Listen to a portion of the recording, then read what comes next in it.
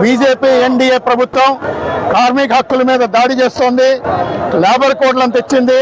ఈ లేబర్ కోడ్లన్నింటినీ కూడా రద్దు చేయాలని చెప్పి దేశవ్యాప్తంగా కార్మిక వర్గం, ఉద్యోగ వర్గాలు ఈరోజు సార్వత్రిక సమ్మె నిర్వహిస్తున్నాయి.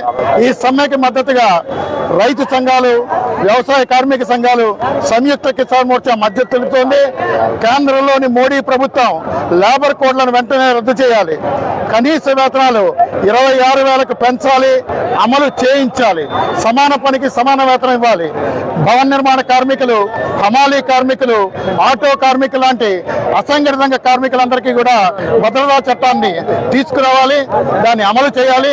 స్కీమ్ వర్కర్లుగా ఉన్న అంగన్వాడీలు, ఆశాలు, మిడ్ డే మీల్, సమగ్ర శిక్ష, నేషనల్ హెల్త్ మిషన్ అయితే స్కీమ్ వర్కర్లందరినీ కూడా కార్మికులుగా గుర్తించి సమాన పనికి సమాన వేతనాలు ఇవ్వాలి, రెగ్యులర్ చేయాలి.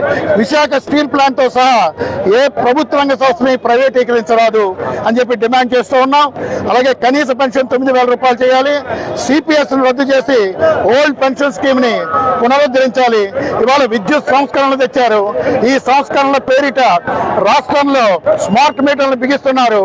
ఈ స్మార్ట్ మీటర్లు మాకు వద్దు, ట్రూ అప్ ఛార్జీలను రద్దు చేయాలని చెప్పి డిమాండ్ చేస్తూ ఉన్నాం.